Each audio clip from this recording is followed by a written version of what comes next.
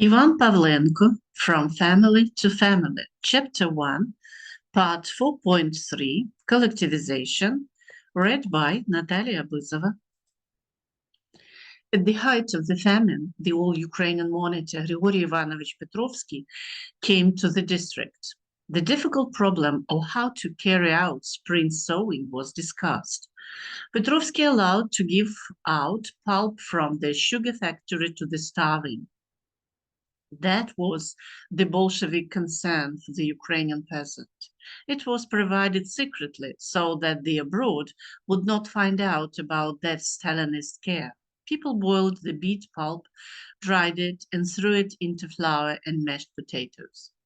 Before the start of spring sowing, authorized parties of the district committee visited the village again. Now they talked about the difficulties which, they said, were caused by the subversive actions of class enemies, and they called for sowing and plowing. In the field, for the sowers and plowmen, they started cooking ground. The resurrection from the dead began. People walked like shadows, but for the sake of the scoop, they went to the field and worked there with their last strength. Along with collectivization and repression, there was an all-out attack on religion and the church. Churches were closed. They were either demolished from the face of the earth or rebuilt, given to the collective farms for granaries, warehouses, and stables. Priests were sent to remote areas or shot as enemies of the people. All six Orthodox churches and a Jewish synagogue were closed in Lochwitze. A majestic cathedral stood in the center of the city, on the former market square near the stone shopping row.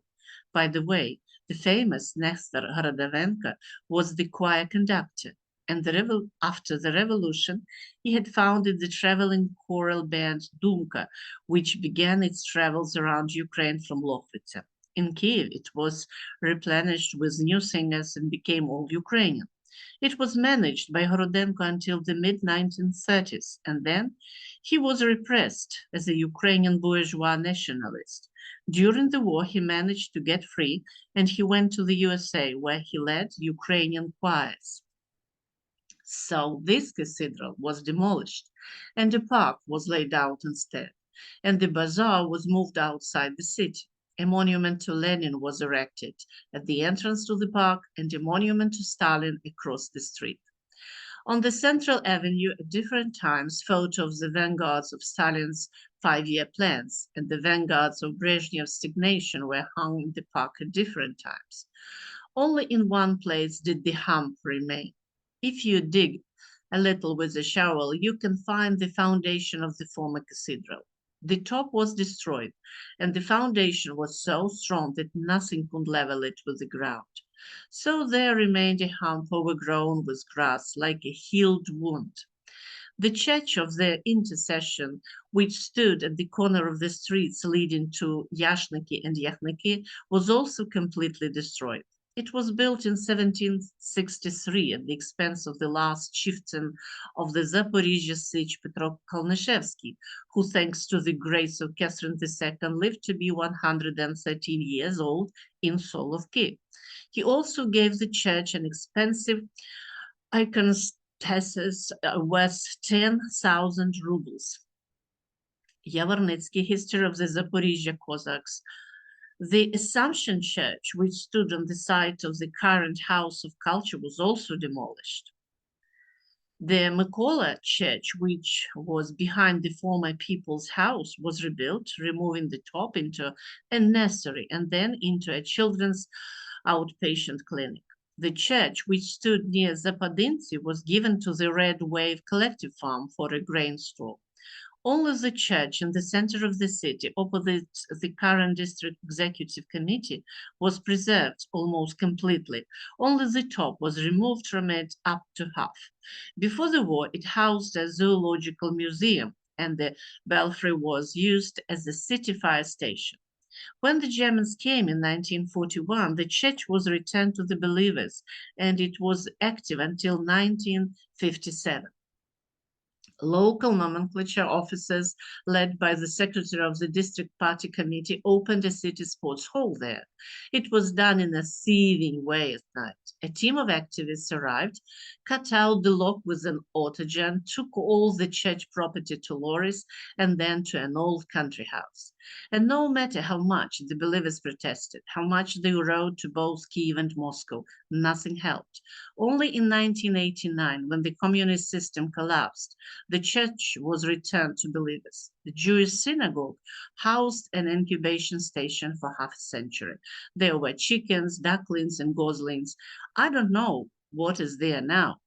There were many Jews in Lochwitze before, and now only some families. There is probably no one to worry about the return of the synagogue. In Yashniki, the persecution of the church had begun before collectivization. I was there with my mother. First, the village Komsomol members selected the priest's house for a reading room, evicting priest Lachno from it, and he left for his native village of Luka, and his further fate is unknown.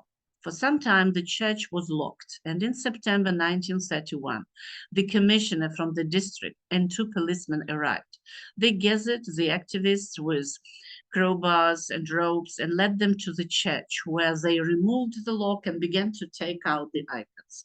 People from the whole village came together. Women broke inside, grabbed the icons, hid them under their clothes to take them out and save them. A group of activists climbed the bell tower to reset the bell, and the crowd was raging the cemetery. Curses and threats flowed.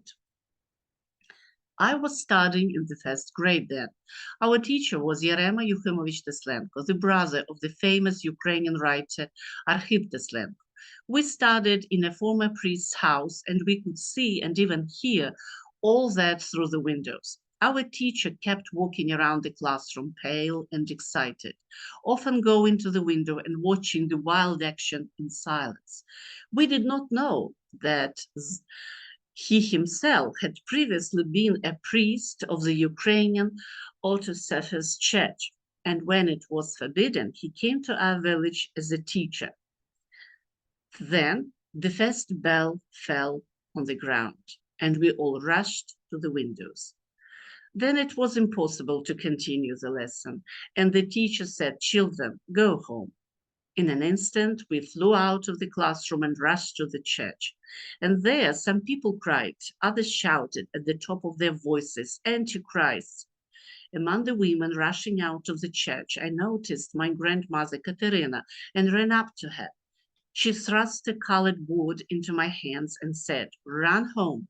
And I ran as fast as I could. On the board, as it turned out later, there was an image of the holy apostles Peter and Paul. And my grandmother put it on the table and prayed for a long time.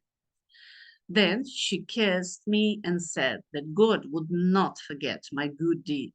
After ruining the church in Yashniki, they transformed it into a club after some time. The dome-shaped top was removed and a house-type roof was installed.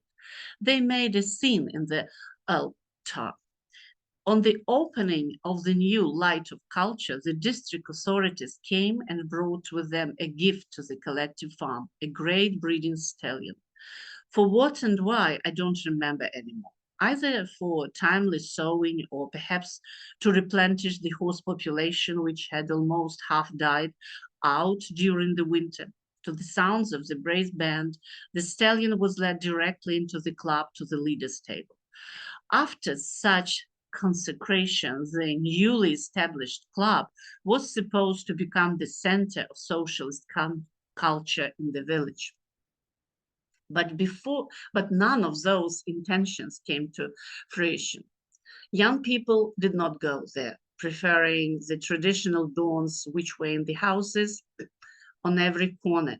And in the summer, they walked on the blocks under the moon and stars. Only after the war, it was better equipped and it again became a place of light. A new generation grew up with no longer thought about where they were going and what they were doing. There was no church, there was no God in the souls of people. Theft was not considered sinful on the collective farm. They kind of took their own. but the thieves' skills were also transferred to private yards. People became dishonest. Drunkards worked poorly on the collective farm and had better fortunes than those who worked hard. Quarrels at joint work and between neighbors became more frequent. Swearing gradually blossomed. People once respectable and decent became mutually suspicious, envious, ready to bite each other's throats for a bone from the collective cauldron. Denunciations and slander encouraged by the authorities spread, and yet, in the hungry spring of 1933, weakened people rushed to plow and sow. They had hope for the best. Commissioners from the district promised a prosperous life on a collective farm, and people worked from dawn to dawn. Our father led a group of sowers. During the months of early sowing, he wore out his boots and became like the S. However, he was listed on the red board and received the transitional red flag at the meeting. A Forzon tractor appeared on the collective farm. It was sent from MTS. It worked under the future in-kind payment of grain. I remember how that first tractor drove into the field. We children ran after it. Ivan Yosipovich Pavlenko, Kalitas, the first rural tractor driver, was behind the wheel. Half the village flocked to look at the iron horse. The spectacle was truly impressive. The harvest was approaching. Near the smithy, village artisans Antin Mikhailovich Solonucha, Yuhim Sergeyevich Solonucha, Khoma Grigorovich Davydenko, together with blacksmiths, prepared mowers, threshers, and fans that had been confiscated from wealthy peasants for harvesting and threshing. The wheat harvest was good, so that hungry people could not cut the ears of corn. Each of the three brigades was allocated a horse detour, and at the top of the ravine, behind the pass, a high tower was erected on the grave, from which almost all the fields could be seen. It was the highest place above the village. From the tower, one could see the surrounding villages, Sveredivka, Stepuki, Luka, Yiskivtsi, Lochvitsa, and even Yakhniki. It is not known who and when named this place grave. Maybe some leader was buried there in ancient times. They say that a Cossack watchtower was on the hill in the old hetman times. If Tatars appeared on the horizon, the guards immediately lit a fire with puffs of smoke on the very top of the tower, giving an alarm signal to the fellow villagers, as well as to the other watchtowers that were then erected all over Ukraine. The peasants rushed to the boats and hid in the meadow thickets, and the Cossacks got on their horses and hurried to the gathering place of the main forces. It was in ancient times when they defended their native land from foreigners. Now they built a tower to fight against the starving and dying people. Up to 10 years in prison were tried for plucked or cut ears of corn. The first bread was awaited like paskas. A kilogram of grain was calculated for each working day produced for 6 months. The sowing material was buried and the rest of the grain was taken by the state. For the second half of the year, they worked for free, so that only half a kilogram per working day came out. Our father also brought several sacks and with our mother. Those were tears. In the meantime, the district newspaper was choking with elegies against the collective farm field and its creator, the great Stalin.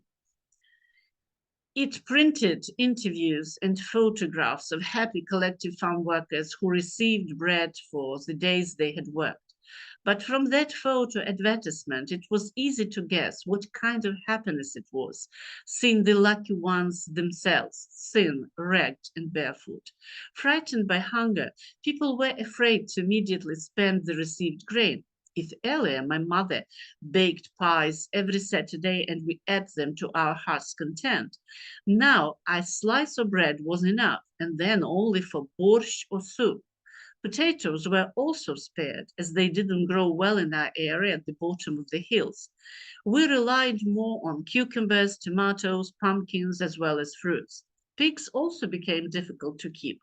All spring and summer they grazed by the lake and on the streets and were seen and escorted. In the morning and in the evening, our mother gave them chopped nettles smeared with whey and slops, which had nothing else but an irritating smell. At lunchtime, they weeded under the gates, and then we plucked edible weeds for them in the garden and in the garbage cans, mainly styria and quinoa. In autumn, the boar was fattened. We cooked beets, pumpkins, and small potatoes to eat. Acorns were brought from the forest, and flour, as before, was no longer given. Therefore, the fat grew no more than 2 fingers. It was kind of defatted and non-soft. More apples, pears, cherries, and plums were dried for the winter. Mushrooms were also collected and dried. We had a good cow, and the milk helped us a lot. It's true that in winter it was not easy for us to feed it, but in summer there was enough pasture. Our father cut hay for it in remote meadow nooks and crannies. We also had chickens, but we never ate eggs. Our mother took them to the bazaar to pay heavy taxes. It was very difficult with clothes and shoes. Everything that was before was destroyed. Stocks of clothes were running out. No one sewed hemp because there was nowhere. Father's trousers were patched and repatched, and our shoes consisted of one pair of clogs, which was passed from older to younger until it was completely falling apart so much that it was impossible to repair it. The village store sold only kerosene, chalk, salt, vodka, and samaya. There were no fabrics, clothes, and shoes. Only occasionally they brought 2 or 3 meters of calico, sometimes handkerchiefs, and sometimes boots or sweatshirts for the farm leaders. The consequences of collectivization, famine, and repression were extremely severe. Left without land, the peasant fell into a doomed position. He became helpless. He did not know how to continue his life. He was haunted by the fear of tomorrow, of a formidable superior who knew no pity and had no conscience. Once he had his own land, he felt like a master and independent, worked and supported his family, planned his future. And now he was nothing, a wretch, a worm that could be crushed and ground.